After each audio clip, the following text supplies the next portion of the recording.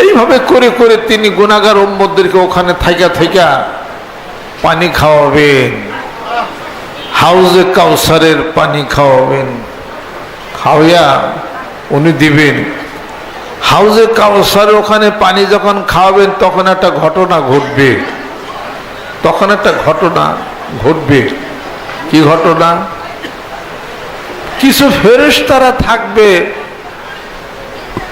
উম্মতদেরকে হাউজে কাউসারের পানি খাওয়ানোর জন্য আসতে দিবে না, কারণ গেলেই তো আল্লাহ নবী হাউজে কাউসার পানি খাওয়া জান্নাতে দিতেছে, ওখানে ঢুকতেই দিবে না।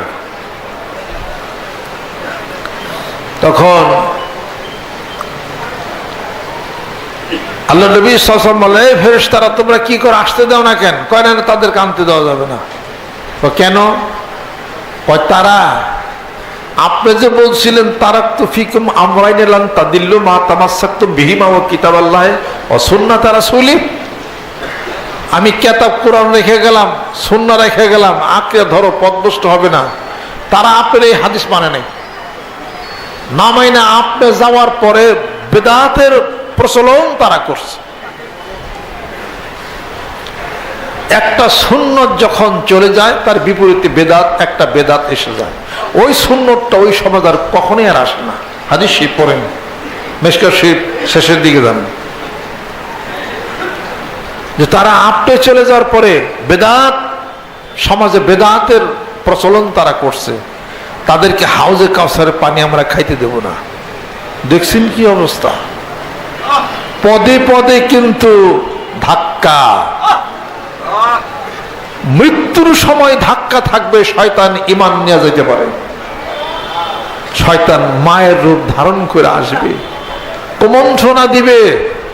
শয়তান যেভাবে আদম হাওয়া আলাইহিস সালামকে ফাযাল্লাহুমা শাইতানু পদস্খলন ঘটাইছিল, মৃত্যুর সময় মানুষ এমন একটা কঠিন অবস্থা হয়, শয়তান তখন ঈমান নিয়ে যেতে পারে।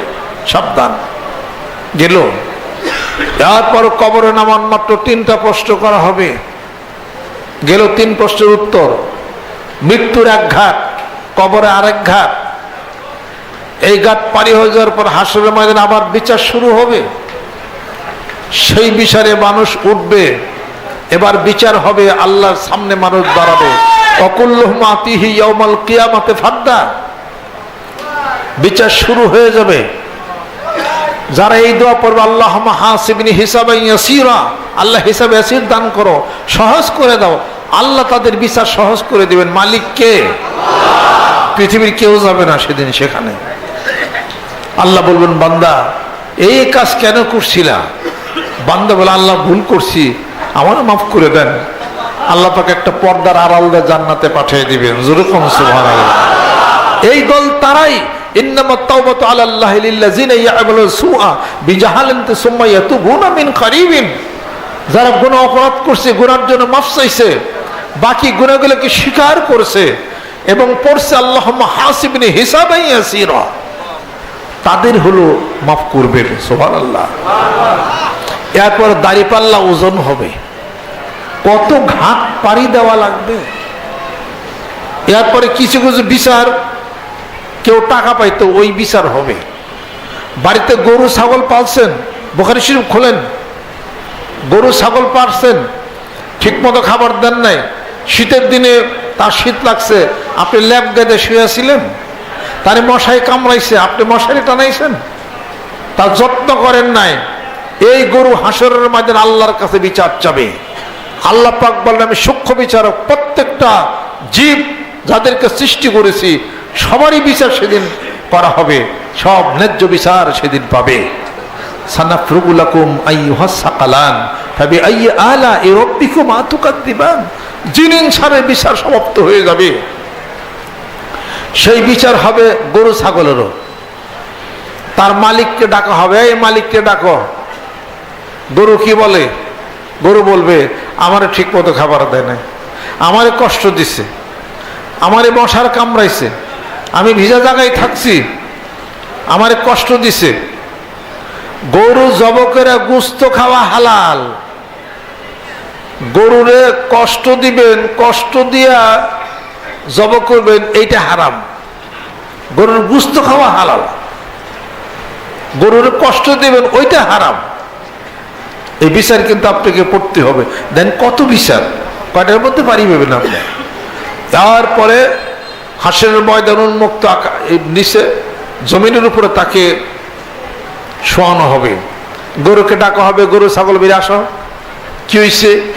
কই এই কাজ করছে। ফেরেশতারা আমলনামা বাইর করো, কয় বাইর করছে, সব ঠিক আছে, গরুর রিপোর্ট ঠিক।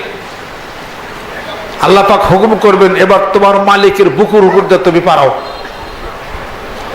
তখন সেই গরুগুলি মালিকের বুকুর উপর দিয়ে লাইট থেকে পারে, এদিকে যাবে ওদিকে যাবে।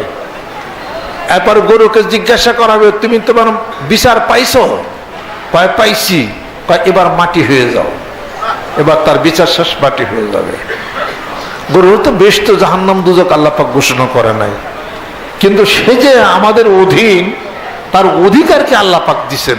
সুবহানাল্লাহ। এর নাম হলো রব। সেদিন হাসরের ময়দানে কঠিন একটা অবস্থা হয়ে যাবে, যেদিন আল্লাহ রব্বুল আলামিন সমস্ত হাসরবাসী যারা আছে, সব কীট পতঙ্গ, জিন ইনসান সমস্ত কিছু থাকার পরে আল্লাহ পাক তার কুদরতে পায়ের গুছা, পায়ের গিরাত থেকে নিচ পর্যন্ত পায়ের গুছাটাতে সেটি হাসরের ময়দানে নামিয়ে দিবেন। তাদের জন্য যারা আল্লাহরে ভালোবাসছে, মুমিন বান্দা যারা, আল্লাহ বলবেন আমার পা নামায় দিছি, সেজদা কর। সৃষ্টির প্রথম থেকেই সেজদা, কথা ঠিকই কর, সেজদা করো। মানুষ পাগল হয়ে যাবে, মুমিন বান্দারা দেখা মন তৃপ্তি হয়ে যাবে। আল্লাহ স্বয়ং রব তার পায়ের গোছাটা নামিয়ে দিছে, সব সেজদা করবে, সব মাপ। কিছু লোক যারা আল্লাহকে বিশ্বাস করে, আল্লাহর সাথে বিরোধিতা করছে, তার রাসূলকে কষ্ট দিছে, আল্লাহ পাক বেজার হয়ে যাবেন তাদের উপরে। আর আল্লাহর সাথে বেয়াদবি আচরণ করেছে, আল্লাহকে দোষারোপ করেছে, এই সমস্ত মানুষরা বলবে, কয় এরা তো সব আল্লাহর পাও এত সুন্দর দেখে সেজদা করে পারিয়ে যেতেছে, আমরা বসে থাকি কে? আমরাও মামুর বাড়ি আগুন লাগছে, এই হলকে খাইয়ে নই, এই ছোট ছোট আমরাও সেজদা করে পারিয়ে যাই, আমরা তো দোষ অপরাধ করছি। তারা কি বলবে? ইয়া লাইতানি কুনতু তুরাবা, আফসোস, জমিন ভাগ হয়ে যাক, আমরা কোনো মাটি হয়ে মিশে কেন গেলাম না। তখন তারা সেজদা করতে যাবে, পারবে না, তাদের পিছনে মেরুদণ্ড স্টিফ হয়ে যাবে। সেজদা করতে যায় আর সেজদা করেই পারবে না, পিঠ আর ঘাড় শক্ত হয়ে গেছে। আল্লাহ বলেন সেজদা কর। এখন দুনিয়াতে বলছে রুকুকারীদের সাথে রুকু করো, সেজদা করে তাদের সাথে সেজদা করো।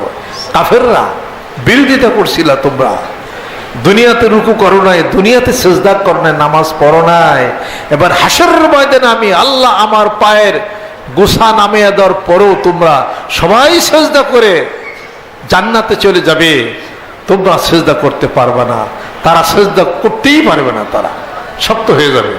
এবং শক্ত হলে সেজদা করবো কেমনে? রুকু তো তেমন লাগবে, আর সেজদা পারবে না। ফেরেশতারা ধরে দিলে তাদেরকে জাহান্নামের মধ্যে নিক্ষেপ করা হবে। ওই দিনটির আশায় আসি, যেদিন মহান মাবুদের এত সুন্দর কুদরতের পা দেখে দেখে সেজদা করে জান্নাতবাসী হয়ে যাবে। সুবহানাল্লাহ।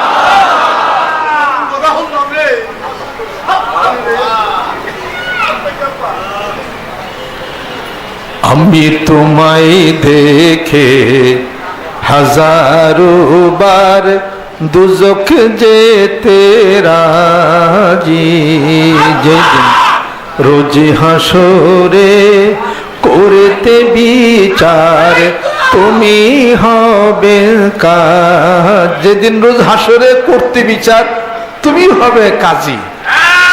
কাজী হয়ে বসবে, সবার দেখার চলে। এটা হাসরের ময়দানের ঘটনা কিন্তু ঘটেছে, খুব চিরসত্য কথা। অচিরে কিছুদিন পরে ঘটনা এটা ঘটবে। এরা মনে করেন না যে কবরে দেওয়ার পর আরে কত হাজার বছর থাকো অপেক্ষা শেষ হবে না, এমনটি হবে না। এক ওয়াক্ত নামাজের থেকে আর ওয়াক্ত নামাজের দূরত্ব কতটুকু সময়, কবর দিলে এতটুকু সময়ের মধ্যে হাসর হয়ে যাবে। টাইম ভেরিয়েশন কত না হাজার বছর, কত না কোটি বছর এক ঘুমে চলে যাবে। ও কাজালিকাল খুরুজ ও কাজালিকাল নুশুর, এই চলে যাবে। সূরা কাহাফ পড়েন, উদাহরণ আল্লাহ পাক দিয়ে দিয়েছেন। আর যারা বিদ্রোহী, রাসূলের সাথে আল্লাহর সাথে নাফরমানি যারা করছে, পরকালকে বিশ্বাস করে নাই, ওদের দিন আর ফুরাইব না। কতদিন কবর হয়ে রয়েছে, আর তো সময় যায় না। আল্লাহ বলে জীবনের তো সময় যাবে না। আল্লাহর নবী হাদিস শরীফের মধ্যে ইরশাদ করেন, আল কবরু রাউযাতুম মির রিয়াজিল জান্নাহ আও হুফরাতুম মিন হুফরাইন নিরা। কারো কারো কবর হবে বেহেশতের একটা বাগান, আর কারো কারো কবর হবে জাহান্নামের আগুনের একটা কুয়া। বিদ্রোহীরা যারা আছে, অবিশ্বাসীরা যারা আছে, তারা দুনিয়ার থেকে বিদায় হয়ে যাওয়ার পরে তাদের কবরটা আগুনে পরিণত হয়ে যাবে। জাহান্নাম থেকে একটি রাস্তা কবর পর্যন্ত পৌঁছে দেওয়া হবে। তারা বলবে এই সময় কবে শেষ হবে? মহান মাবুদ বলবেন এই সময় তোমাদের শেষ হবে না। খালিদিনা, তোমরা তো চিরকাল ওই জাহান্নামের মধ্যেই থাকবে, ওই দিন আর শেষ হবে না। মুমিন বান্দা যারা চোখের পলকে সময় চলে যাবে, তারা বলবে একদিন কি 2 দিন কবরে ছিলাম, সেদিন না মারা গেলাম, এবার হাসরের ময়দান হয়ে যাবে। হাদিস শরীফের মধ্যে আসছে, কোন কোন riwayate আসছে, এক নামাজ থেকে আরেক নামাজ পর্যন্ত যে সময়, ওই সময় কবরে অবস্থান করবে। জোরে কোন সুবহানাল্লাহ। সময় চলে যাবে। এইভাবে করে হাজার বছর, কত কোটি বছরের সময় চলে যাবে মুহূর্তের মধ্যে। এবার দেখা যাবে হাসরের ময়দান শুরু হয়ে গেছে। ওই হাসরের ময়দানে ওই কবরের কিছু পাথর এ দুনিয়া থাকতেই অর্জন করতে হবে।